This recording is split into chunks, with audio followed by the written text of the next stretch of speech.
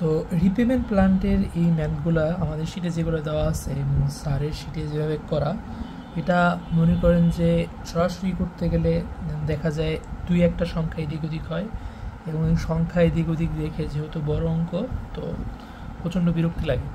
তো এই জন্য আমি আমার মতো করে করছি এবং আমার কাছে মনে হয়েছে এটা করলে হওয়ার কথা। তো প্রথমে হচ্ছে আমরা যে ইনফরমেশনগুলো দেওয়া আছে আর কি প্রথম ম্যাথটাতে, সেই ম্যাথটা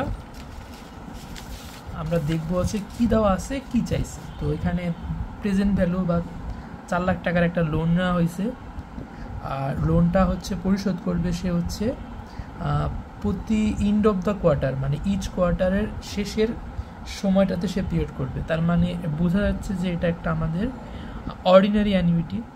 একটা জিনিস বুঝলাম যে একটা আমাদের প্রেজেন্ট ভ্যালু দেওয়া আছে আর একটা হচ্ছে আমাদের অর্ডিনারি অ্যানুইটি। তারপরে সে হচ্ছে যেহেতু কোয়ার্টারলি পেমেন্ট করছে, তাহলে M = 4, আর এটা 3 বছরের একটা লোন ছিল, তার মানে N = 3।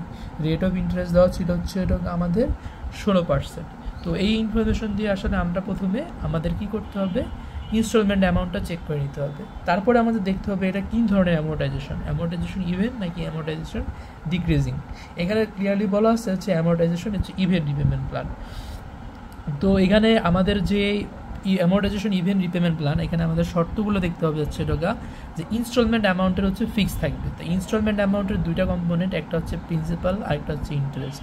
এর মধ্যে প্রিন্সিপাল অ্যামাউন্টটা হচ্ছে এটা বাড়তে থাকবে আর ইন্টারেস্ট অ্যামাউন্টটা আসলে কমতে থাকবে। আর অর্ডিনারি যেহেতু অ্যানুইটি বলছে, ঠিক আছে, তাহলে ফার্স্ট পিরিয়ডে আমাদের ইন্টারেস্ট এবং প্রিন্সিপাল দুইটাই থাকবে। যদি অ্যানুইটি ডিউ বলতো তাহলে ফার্স্ট পিরিয়ডে শুধু আমরা প্রিন্সিপাল অ্যামাউন্টটা পে করতাম, ইন্টারেস্টটা পে করতাম না।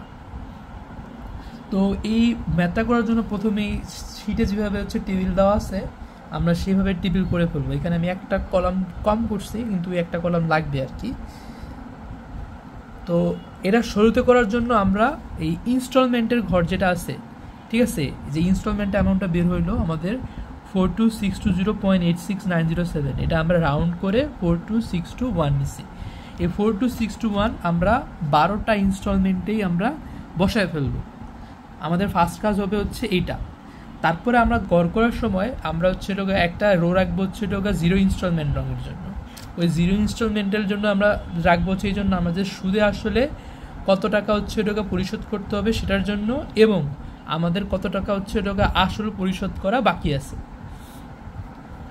তো প্রথমে আমরা ইনস্টলমেন্ট কলামে সব কিছু বসায় ফেলবো। তারপর হচ্ছে আমরা ইন্টারেস্টটা ক্যালকুলেট করবো। ইন্টারেস্টটা ক্যালকুলেট করবো হচ্ছে আমাদের যে আসল টাকাটা ছিল, মানে প্রিন্সিপাল অ্যামাউন্ট, সেটার সাথে হচ্ছে ইন্টারেস্ট রেট গুণ দিয়ে। যেহেতু এটা কোয়ার্টারলি পেমেন্ট এবং 16% ইন্টারেস্ট রেট, তাহলে এখানে ইফেক্টিভলি 4% ইন্টারেস্ট আছে, মানে 16কে আমাদের 4 দ্বারা ভাগ করতে হবে। তার মানে 4 লাখ টাকার হচ্ছে 4% ইন্টারেস্ট হচ্ছে আমাদের 16,000 টাকা। তারপরে প্রিন্সিপাল অ্যামাউন্ট আমরা বের করব ইনস্টলমেন্ট অ্যামাউন্ট থেকে ইন্টারেস্ট অ্যামাউন্টটা বিয়োগ করে, অর্থাৎ এই 42621 থেকে 16,000 আমরা বিয়োগ করে আমরা 26,621 টাকা পাবো। এই প্রিন্সিপাল অ্যামাউন্টটা আমাদের থাকলো। এই প্রিন্সিপাল অ্যামাউন্টটার আমরা তো এত টাকা হচ্ছে ফার্স্ট ইনস্টলমেন্টে পরিশোধ করলাম। এবার আমরা দেখব আমাদের হচ্ছে আসল কতটুকু টাকা পরিশোধ করা বাকি আছে, অর্থাৎ আমাদের যে মূল লোন অ্যামাউন্ট সেটা কতটুকু পে করা বাকি আছে। এর জন্য আমরা 4 লাখ থেকে এই প্রিন্সিপাল অ্যামাউন্টটা বিয়োগ করে দেব। যে প্রিন্সিপাল অ্যামাউন্টটা বিয়োগ করে যেটা পাবো সেটা হচ্ছে আমাদের আসল কতটুকু পরিশোধ করা বাকি আছে। আবার পরবর্তী যে ইনস্টলমেন্টে আসল কতটুকু টাকা বাকি আছে সেটার উপরে আমরা 4% ইন্টারেস্ট রেট গুণ দিয়ে বের করবো হচ্ছে 14,935 টাকা। ঠিক আছে, 14,935 টাকা বের হইলো। তার মানে আমাদের হচ্ছে আবার ইনস্টলমেন্ট থেকে ইন্টারেস্ট বিয়োগ দিয়ে প্রিন্সিপাল আর আনরিকভার প্রিন্সিপাল অ্যামাউন্ট থেকে এই প্রিন্সিপাল বিয়োগ দিয়ে, আর হচ্ছে আমাদের সেকেন্ড পিরিয়ডের হচ্ছে আমাদের আনরিকভার প্রিন্সিপাল অ্যামাউন্ট বের করতে হবে। তো এইভাবে হচ্ছে আমরা প্রতি পিরিয়ডে হচ্ছে ইন্টারেস্ট এবং প্রিন্সিপাল বের করে যাব। খেয়াল রাখবো যদি দশমিকের পরে 5 বা 5-এর বেশি থাকে তাহলে একবার বাড়াই নিব 10, যেহেতু আমরা কোনো দশমিকের হচ্ছে সংখ্যা নিচ্ছি না। আর এখানে মূল হচ্ছে যেই মনে করো ট্যাকটিসটা আমাদের দেখতে হবে হচ্ছে আমার 11 নম্বর ইনস্টলমেন্ট পিরিয়ডে আমার কতটুকু আনরিকভার প্রিন্সিপাল অ্যামাউন্ট আছে। এখানে আমি দেখতেছি আমার 40980 আছে। তো আমাকে অবশ্যই 12 নম্বর ইনস্টলমেন্ট শেষে আমাকে হচ্ছে আসল টাকা সবটা পরিশোধ করতে হবে। তার মানে হচ্ছে 12 নম্বর ইনস্টলমেন্ট পিরিয়ডে আমি প্রিন্সিপাল অবশ্যই 40980 নিয়ে আসবো।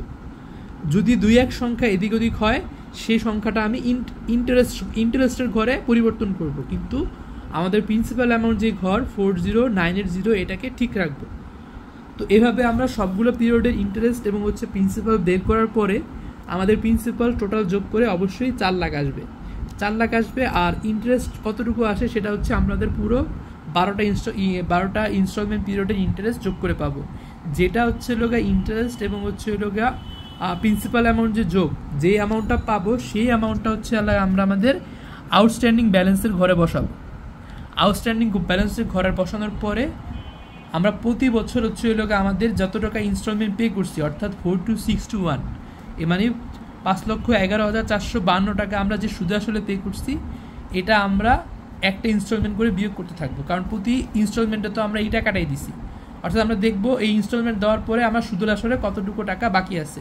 এবং 12 নম্বর হচ্ছে লোগা পিরিয়ডে অবশ্যই আমাদের আউটস্ট্যান্ডিং ব্যালেন্স হচ্ছে লোগা 0 থাকতে হবে। এখানে একটা করার চুরি বুদ্ধি হচ্ছে, 12 নম্বর পিরিয়ডে আমরা 12 নম্বর হচ্ছে যে ইনস্টলমেন্টটা, সেখানে আমার আউটস্ট্যান্ডিং ব্যালেন্সটা 0 রাখবো, আর তার উপরের ঘরে হচ্ছিল আমরা কতটুকু টাকা হচ্ছে লোগা ইনস্টলমেন্ট দিচ্ছি, আর একটা করে ইনস্টলমেন্টের হচ্ছে অ্যামাউন্ট যোগ করতে যাব। এটা ক্যালকুলেটরের সাহায্যে খুব সহজেই করা যায়, আলাদা করে হচ্ছে লোগা ক্যালকুলেশন করার প্রয়োজন নাই।